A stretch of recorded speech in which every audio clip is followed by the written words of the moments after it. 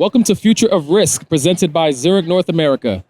We explore the changing risk and resilience landscape and share insights into the challenges that businesses face to help you meet tomorrow prepared. Today, we're recording live at RIMS RISKWORLD in Chicago. I'm Justin Hicks, and with me today is a very special guest. He is the head of core risk engineering for Zurich Resilience Solutions. That's a mouthful. Mr. Jon Tate. Jon, how are you today? I'm doing great, Justin. Appreciate you having me. Yeah, for sure. It's great to see you here.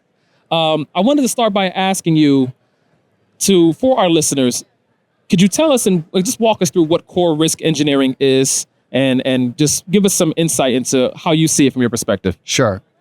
So core risk engineering includes fixed property, large casualty, construction, machinery breakdown, marine, energy, and then it's supported by our technical team, our training team, and then we also have a strategic business team that kind of looks over all those and looks for ways that they connect together.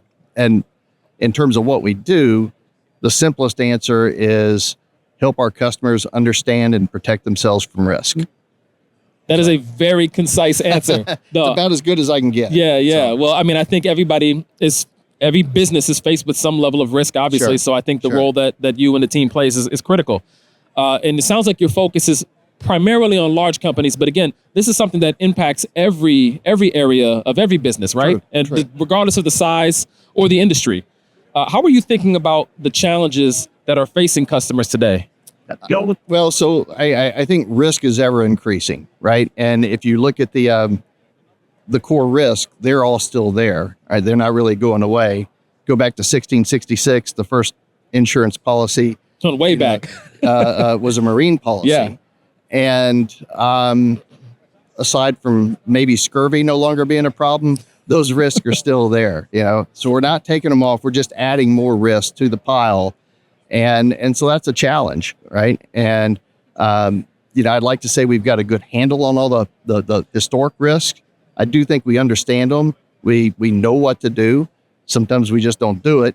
But then you have to tackle these risks that are popping up at really a greater rate of speed than ever before. You could almost look at how quickly we have to update our assessment standards to identify with how rapidly risk is changing.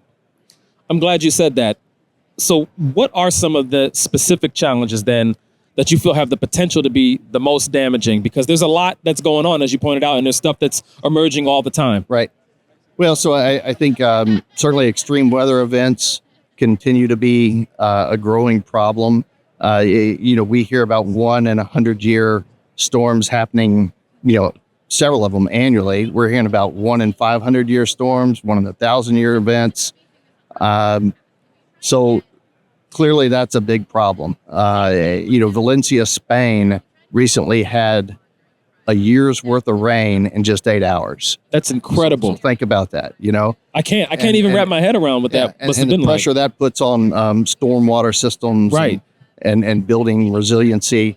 There's another term called bombogenesis, which is fun to say, right? Sure. And technically, bombogenesis occurs when the pressure drops 24 milliliters in 24 hours, and then we get these really intense windstorms.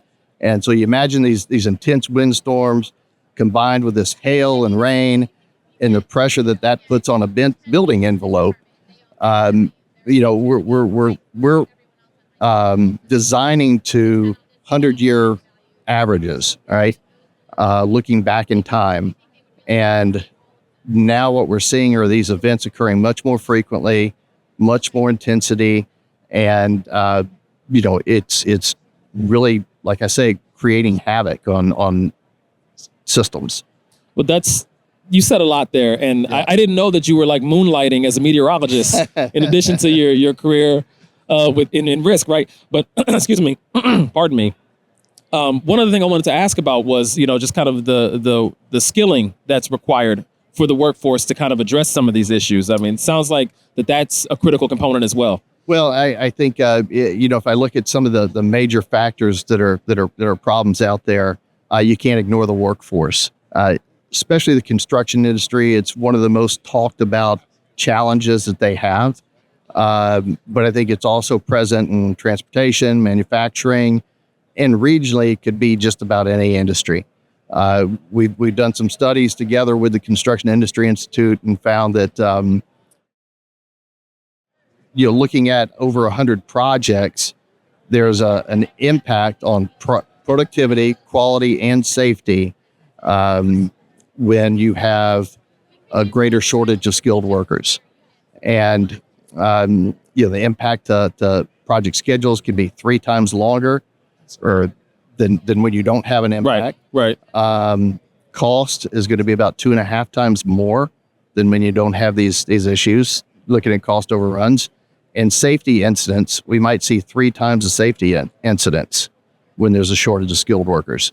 So it's a big deal, right? And then you think about, okay, we need to recover from an event and get workers out here to rebuild whatever. Well, that's going to be under those same constraints, right? It's going to cost more money. It's going to take longer. Mm-hmm. You might have more issues.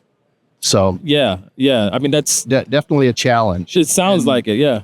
And then I think one of the other things that's certainly a ever-growing phenomenon is we've got the computers and data with us all the time. Right? Sure. I mean, and I don't think we could live without them, unfortunately. But that leaves us prone to hackers and cyber attacks. And the thing with the cyber attacks is you have to monitor them constantly, right? And it's not something you do for just a little while and stop. It's constant, takes constant diligence, and then you have to update your testing standards as well. And I think that certainly there's cost and physical damage that you endure when you have a cyber event, but there's also the reputational damage. And I think people just aren't reacting to that threat quite like they should yet. It sounds like there's a lot for the ZRS team to be conscious of all at the same time. You're talking about weather events, cyber attacks, having a skilled workforce, all these factors. It's a lot. And so it seems like the work that you guys are doing is really valuable for sure. I wanted to then ask, what makes ZRS different and best prepared to help customers address all of these risks that exist?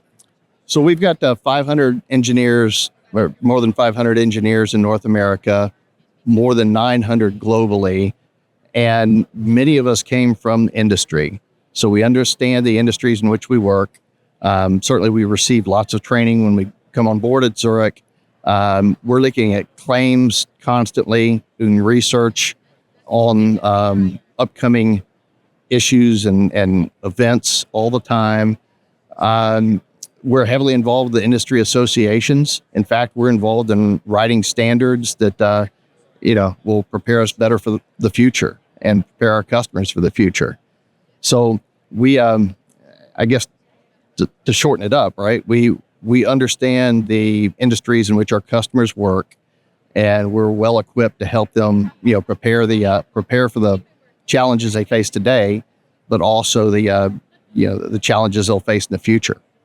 Meet tomorrow prepared, right? Yeah, absolutely. That's what it's all about. Yep. That's what it's all about. Jon, I want to thank you so much for joining us today on Future of Risk. Your time is valuable, and so we appreciate you stopping by at RIMS RISKWORLD today. Happy to do it, Justin. Yeah, thank you. For sure. Thank you. And thank you for listening and watching. If you enjoyed the show, please leave us a comment or a review on whatever platform that you happen to find your favorite podcast, or you can drop us a note at media@zurichna.com. This is Future of Risk presented by Zurich North America.